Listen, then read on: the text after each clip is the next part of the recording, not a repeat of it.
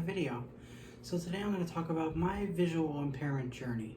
So this is going to be more of a personal video.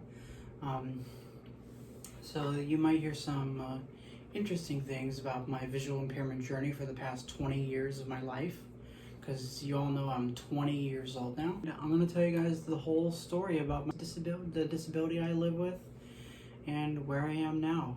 So here we go. So you all know I have retinopathy of prematurity, or ROP, and I was born legally blind, so I have some vision in this eye, but I'm completely blind in this eye due to retinal detachments and abnormal growth of my blood vessels in my eyes. So like that caused my retinal to scar and like detach, so they had to put them back together, and that's what caused some of my vision loss as a baby. I was supposed to be born in September, but I was actually born in May. So I was born 4 months early. So that's the reason behind it too. When I started growing, when I was no longer a baby and I was starting able to talk and walk, I don't remember how old I was, but I was really little. I remember looking in the mirror, and I remember vividly seeing that my right eye was smaller and more different than my left eye, because my left eye looks quote unquote normal. I think from the beginning I knew I was different. Like I knew I was legally blind, visually impaired. I started realizing that, like, why does my eye look like that? Like I think that was what was going through my head. I was curious. I was like, why do I take eye drops? Why is my eye like that? My one eye like that? Like, what's going on? It was then I heard the words visually impaired for the very first time from my mom, if I remember correctly. She told me what that meant, and I was like, ooh, that's interesting. I knew it had something to do with my vision, but those were just words. They didn't really mean that much at that time. Then after a little, I then heard the term legally blind from my pediatric doctor that, I no longer see now because I'm 20, and I see a new adolescent adult doctor. But I then heard legally blind, and I was like, that might be sounding similar to maybe visually impaired at first. Because I was a kid, I didn't understand what they actually meant, until today. Like, I know the differences. And then as time went on, I also heard the term low vision from my eye doctor. And then I started kind of associating with all these three words with a similar concept with my vision, my disability. And I knew I had a disability. My parents told me what it was, and I understood, I think, but that's what I remember. As I started getting older, throughout my childhood years, getting up to my teenage year, when I was in like preschool or first grade, I saw these braillers, and this is way before I started learning Braille. And I started playing with the buttons because I'm a button pusher, and you guys know I like elevators, and I have another YouTube channel, but anyways, that's not the main part of this video. So yeah, like I was playing with the Braille buttons, and teachers have had to tell me to, hey Christian, stop playing with that. And I was curious. Like I've always been curious since the beginning of my life how stuff works. I really am into like gadgets, technology, just how things work, as I've said. Like it's all like, it's something I like. It was just thrust upon me. That's one of the blessings about my life, and it's great, and I like it. I really love it. And then I saw everybody using a cane, and I saw everybody reading Braille, some of my blind friends that I still am friends with today, ever since we were kids. And it was interesting. Like I thought it was really cool that they were like reading Braille with like their fingers, and not like, I knew they were blind, I knew they couldn't see, but like I started copying them even though I mostly read large print, and it was just fascinating to me. Same with the cane. Like I used to use my lightsaber as that white cane. I used to copy people because I thought it was so cool. I wanted to do that. I wanted to learn how to do all that as a young child. Then up to my teenage years, as time went on, I then heard retinopathy of prematurity, and I realized, as I was catching on to certain things, I realized that was my medical condition that caused my vision loss as a baby being born. then I knew, like, I was curious. Like, I told my mom what all these meant. She told me what they were because I was old enough to understand some of this stuff. And I was like, ooh, that's interesting.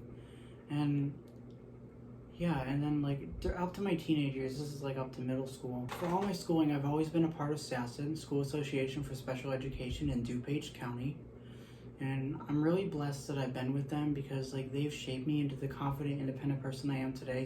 Ever since I was 3 years old, I've been with them. I'm still am today for the next 2 years because I'm 20 years old now in their job transition program. It's great. One thing I should have mentioned earlier, my parents have always supported me and loved me for who I was. They didn't treat me like a baby. They treated me just as my age. They treated me like I needed to be mature, and it really, really, really, really worked. Not only that, whenever I asked about my vision problems or whatever my doctors tell me, they never lied to me. They always told me the truth. They never hid it. My visual impairment to the public at all. We always enjoyed saying it. I saw like my very first encounter with a service dog or a guide dog. Like I went to the Spectralist Institute for Low Vision in Wheaton, Illinois, and it was for like this technology camp we went to, like assistive tech, and like I got to meet like other blind visually impaired individuals because I grew up in the community. I've never been in mainstream classes.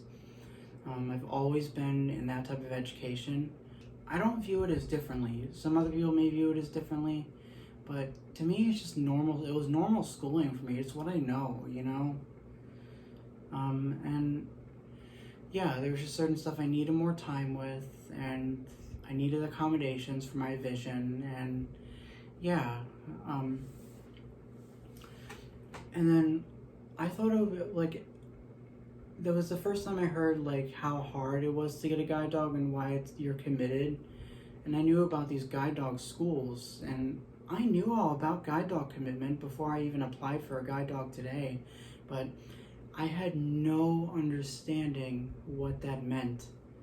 I had no understanding what was really behind the commitment part of it. I thought it was something I dreamt about my whole life. As a child, I've always been a dog person. It comes from my dad because he grew up with dogs. And same with my stepdad has. Then my stepdad came along into my life. In middle school, around 6th grade, this was back in 2013, and I was only 12. Yes, I was right. I was 12. It was then I started learning Braille, and I was so excited. I was so determined to learn as much Braille as I could. And now I'm so independent with it. Like I remember a lot of it.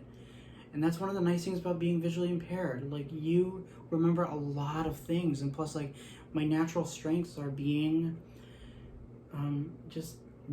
having a good memory.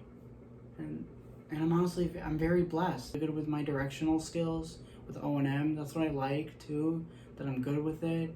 I'm always researching things. And when I first started YouTube, I started my YouTube channel, my elevator channel, Elevators International. You guys have seen it before, and I've mentioned about my elevator hobby and like what I like about elevators and stuff. That's when I started doing the educating and spreading awareness stuff on that channel. But wait, I should backtrack a little.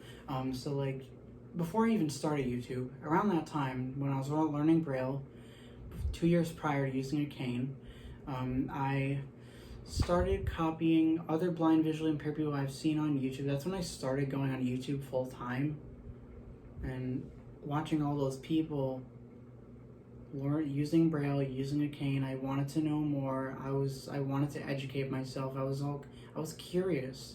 I'm always curious to learn new things. I taught myself some good cane skills out of it because I learned some stuff from it, and I also enjoy it to this day. Started using it like when I had a Brailler, like taken home to school for my Braille homework when I was starting to learn it all.